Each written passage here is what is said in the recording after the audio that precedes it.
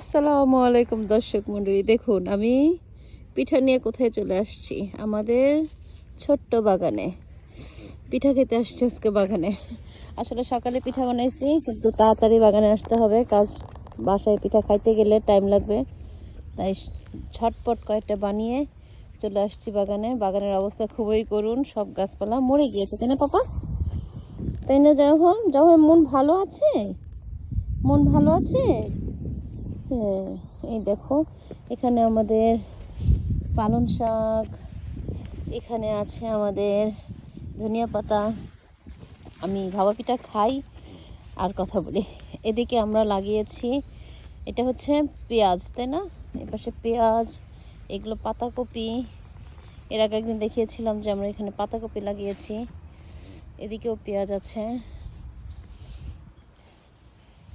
এই পাশে সব পেঁয়াজ, এদিকে পাতাকপি, আর এখানে ধনিয়া পাতার বীজ ছিটানো হয়েছে আবার নতুন করে, কিন্তু এখনও ধনিয়া পাতা বের হয়নি। আর হ্যাঁ, আমার আদা গাছও মরে গেছে জাহাঙ্গীর, দেখছো কি অবস্থা। পালং শাকগুলো এখনও বেঁচে আছে, মানে রাত্রে এমন বরফ ঠান্ডা কুয়াশা পড়তেছে, যদিও এখনও স্নো পড়ে নাই, কিন্তু স্নোর মতোই ঠান্ডা, মানে কুয়াশা পড়ে যেটা আইস হয়ে যায়, যে কারণে ম্যাক্সিমাম গাছে, যে আমাদের পাশের ক্ষেতের এই পাশের দাদির আলু গাছগুলো দেখেন কেমন মরে গেছে। এগুলো কিন্তু এই ঠান্ডা কুয়াশার কারণে, মানে বরফ ঠান্ডা কুয়াশার কারণে এরকম মরে গেছে গাছগুলো। আমাদের দেশ থেকে নিয়ে আসা সেই কি যেন মৌলবী কচু না কি বলে, এটা দুধ কচু না মৌলবী কচু বলে, সেটার পাতাগুলো কি সুন্দর তরতাজা ছিল, এগুলো একদম শেষ। দেখছো, সব মরে যাচ্ছে, আমাদের মরিচ গাছগুলো মরে যাচ্ছে। দেখো, মরিচ গাছের পাতাও নষ্ট হয়ে গেছে। কি করতে চাও তুমি? ওইদিকে যাবা? পিঠা খাবা? একটু পিঠা খাবা? একটু পিঠা খাও। ওই দেখো বাবা কাজ করতেছে। আজকে আসছে আমরা কিছু রসুন লাগাতে।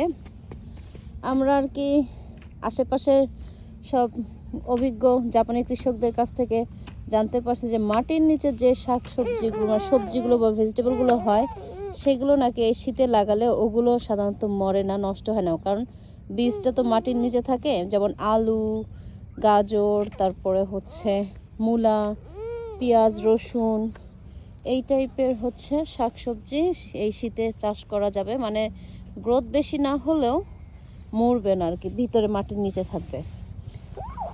যে কারণে আমরা পেঁয়াজ আর রসুন লাগানোর জন্য আসছি। আজকে পেঁয়াজ লাগানো হয়ে গেছে অলরেডি, কারণ জায়গাটা তো একদম অল্প, বেশি কিছু করা যায় না। কিছু পেঁয়াজ লাগিয়েছি আর কিছু এখন আজকে রসুন লাগাবো। আর এদিকে আমার ধনিয়া পাতা কি সুন্দর হয়েছে, মাশাআল্লাহ বলবেন সবাই। তোমার কয়টা রসুন আনছো হবে এই পুরোটাতে? আর এই দেখেন আমার বাচ্চা, বড়টা তো স্কুলে গেছে, আর ছোটোটাকে আজকে ডেকে দেই নাই। আজকে সৌভাগ্যবশত আমার হাজব্যান্ডের অফিস ছুটি, যে কারণে আমরা আজকের দিন আর কি উইকডেতে আসতে পারছি। উইকডেতে সাধারণত আমাদের কখনোই আসা হয় না উইকেন্ড ছাড়া। আজকে হচ্ছে ফ্রাইডে, অফিস ডে ছিল, তারপর আমরা আসতে পারছি, কারণ ওর অফিস বন্ধ তাই। আর ছেলেকে এই কারণে আজকে ডে কেয়ারেও দেনে যেত, ওর বাবা বাসায় আছে। মেয়ের স্কুল বাধ্যতামূলক এমনি 3 দিন ছুটি গেছে, ওদের স্কুল ইনফ্লুয়েঞ্জা হয়েছে দেখে ক্লাস ড্রপ করে দিছে আর কি, বন্ধ করে দিছে। 3 দিন ওদের ছুটি ছিল। আজকেও ছুটি বলতে কি হাফ স্কুল হবে, ওদের ইনস্ট্রাকশন দিয়ে দেবে যে অনলাইনে ক্লাস করাবে কিভাবে, সেটা আজকে বুঝাই দিবে। যদি বেশি খারাপ অবস্থা হয় তাহলে ওদের অনলাইনে ক্লাস নেবে, যে কারণে আজকে ওদেরকে হাফ স্কুলের জন্য ডাকছে। তো আজকে হাফ স্কুল করে তারপরে ওদেরকে শিখাই দেবে কীভাবে অনলাইন ক্লাস করতে হবে। তো আমাদেরকে ওইখান থেকে তাড়াতাড়ি যেতে হবে, মেয়ে হাফ স্কুল হয়ে চলে আসবে, 12টার মধ্যে বাসায় চলে আসবে। আমরা তাড়াতাড়ি এখানকার কাজ শেষ করে চলে যাবো ইনশাল্লাহ। এই হলো আমাদের বাগানের অবস্থা। আমি প্রায় 2 সপ্তাহ আসি না, 2 সপ্তাহ পর আজকে আসলাম, এসে বাগানের চেহারা দেখে মন খারাপ। ওকে, আল্লাহ হাফেজ। আল্লাহ হাফেজ। আমার স্মার্ট কৃষক কথা বলতে চায় না।